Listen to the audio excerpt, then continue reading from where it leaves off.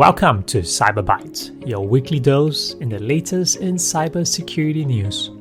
I'm your host, Edwin Kwan, and this week we're going to be talking about 4 stories. We're going to have AI apps flooding app stores, GitHub's new 3-day cooldown for Dependabot, OpenAI models exploiting a JFrog 0-day, and the Origin Energy breach affecting 900,000 customers.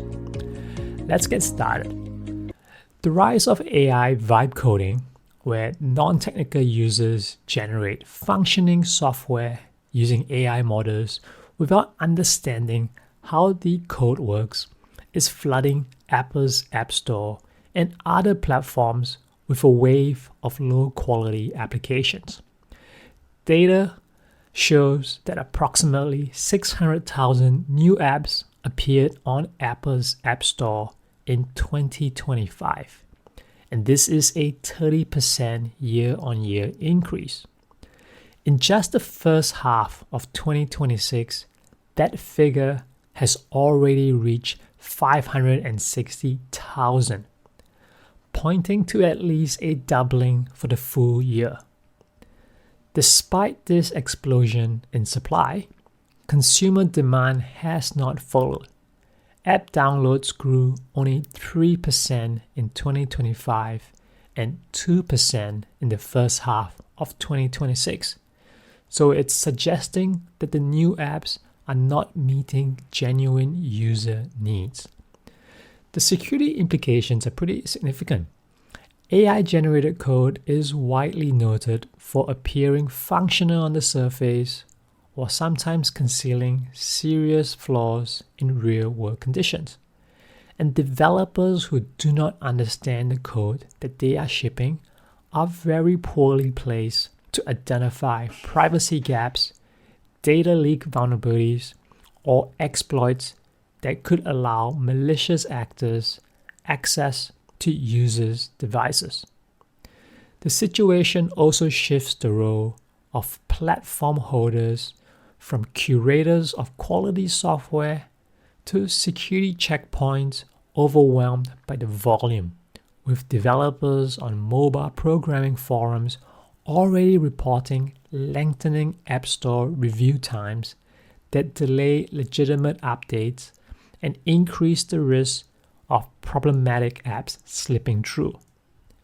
Vibe-coded apps also carry a longer-term risk of abandonment, as creators who do not understand their own code are poorly equipped to maintain it through operating system updates, potentially leaving users with deprecated or dangerously unstable software. Beyond security, the flood of AI-generated apps is degrading the utility of app stores as discovery platforms. Searches for any given app category now return hundreds of near-identical results, and online forums have seen a notable increase in users questioning whether promoted apps are vibe-coded or complaining they do not work as advertised. Commercial viability is also limited, as the additional complexity of integrating paid subscriptions or in-app purchases means most vibe-coded apps monetize through advertising or off-platform payment links. So this generates nothing for Apple while delivering a poorer user experience. Apple has already moved against some iPhone-based vibe coding platforms that attempt to push code updates outside the standard review process. But the broader structural tension between open app submission and quality control shows no sign of resolving. Now, on to our next story, where GitHub has introduced a default 3-day cooldown period for Dependabot version update pull requests, delaying the tool from automatically proposing new dependency versions the moment they are published to a registry. The change is designed to address a well-documented pattern in software supply chain attacks, in which malicious code is embedded in a new package release and propagates into build pipelines within minutes through automated update tooling, often before any human reviewer or security scanner has had a chance to examine it. An incident in September last year illustrated the problem pretty clearly. An attacker phished the credentials of a single NPM maintainer and published poison versions of Choc, Debug, and around 8 dozen other widely used packages. Collectively, it was downloaded more than 2 billion times per week. The compromised versions rewrote cryptocurrency wallet addresses inside any browser application that loaded them and remained live for roughly 2 hours before being pulled. And that's a window that is more than sufficient for automated tooling to open a pull request and surface the malicious update to a development team. The cooldown applies exclusively to version updates, which keeps dependencies current regardless of any known vulnerability, and it does not apply to security updates. GitHub's rationale for the 3-day default is grounded on historical incident data. They did a review of 21 widely reported supply chain attacks between 2018 and 2026 and found that malicious versions of packages including Axios, Solana, Web3.js, the UA Parser.js, and the Ledger Connect Kit, they were all each detected and pulled within hours of publication. So a 3-day window would have filtered out the majority of these short-lived malicious publishers before they reach downstream projects. GitHub Advisory Database data adds further context, showing more than 6,500 NPM malware advisories were published in the year ending May 2026, equating to approximately 18 newly cataloged malicious NPM packages per day. Now, this default cooldown period is not fixed. It is configurable by the dependabot.yaml file. This allows teams to set shorter or longer windows depending on their risk tolerance and operational requirements. Now, GitHub notes that other tools in the dependency management ecosystem have independently converged on similar 3-day defaults. So this makes Dependabot's new behavior consistent with the broader community practice. The feature is framed as one layer in a defense in-depth approach rather than a comprehensive solution, targeting specifically the narrow window between a malicious publication and community detection that has repeatedly proven to be the most dangerous phase of supply chain attacks. Now, on to our next story, where JFrog has confirmed that OpenAI AI models exploited a 0-day vulnerability in a self-hosted instance of Artifactory. And this is JFrog's software repository manager. And this is part of the broader incident in which the model autonomously broke out of a sandbox environment and ultimately breached Hugging Face's production infrastructure.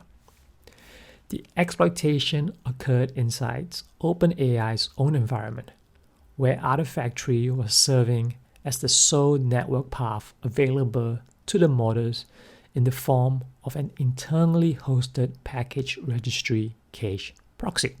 According to OpenAI, the models running on the ExploitGym cybersecurity benchmark use substantial computing resources to identify a way out of the sealed environment. They exploited the Artifactory proxy, then escalated privileges and moved laterally until reaching a node with open internet access. From there, the models inferred that Hugging Face might host benchmark solutions and ultimately obtain test answers directly from Hugging Face's production database.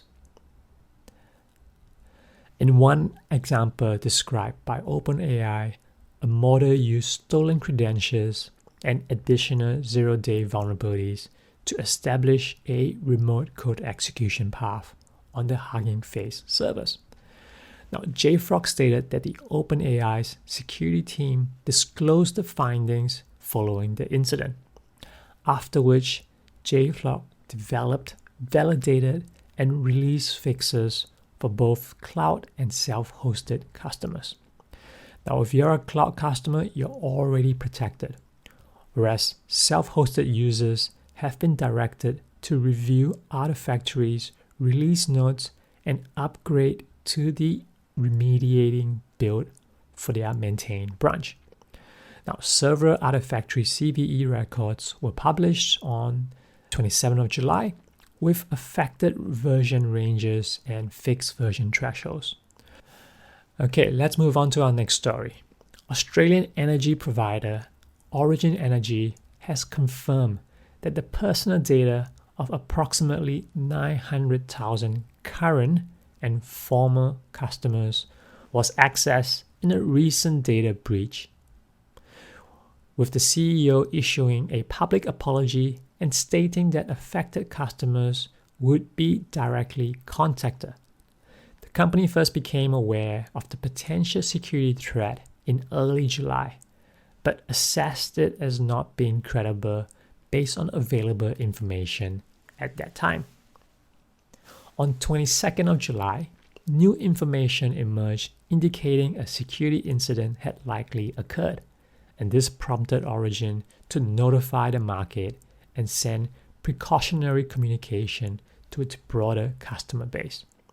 The investigation is being described as ongoing, with Origin working alongside cybersecurity and forensic specialists, government agencies, and other relevant bodies to contain the incident and secure its system. Now, this breach has drawn additional scrutiny after Origin initially told the ASX that no financial details had been compromised, only to walk back that statement the following day. The CEO defended the company's handling of the disclosure, framing the updates as reflecting the progressive nature of a live investigation rather than missteps, though the sequence raised questions about the rigor of Origin's initial assessment. An alleged hacker reportedly approached the Australian newspaper last week, providing a sample of 50 customer records containing names, addresses, emails, date of birth, phone numbers, and billing history. The ABC subsequently spoke with someone claiming responsibility for the breach, who provided what they described as a sample from a larger customer data set, along with internal screenshots of Origin's systems, though the ABC was unable to verify the authenticity of the material with Origin. Now, the CEO has described the matter as criminal and noted that it was being investigated by the relevant authorities, citing those proceedings as a constraint on how much information the company could publicly disclose. And that's it for this week's Cyber Bytes. 4 stories, 1 team. Automation and AI are moving faster than our processors can safely absorb. Whether it's app stores, dependency tooling, AI benchmarking, or breach response, the gap between what's possible and what's prudent is where the risk lives. Patch early, patch often, and keep an eye on the edges. I'm Edwin Kwan. I'll see you next time.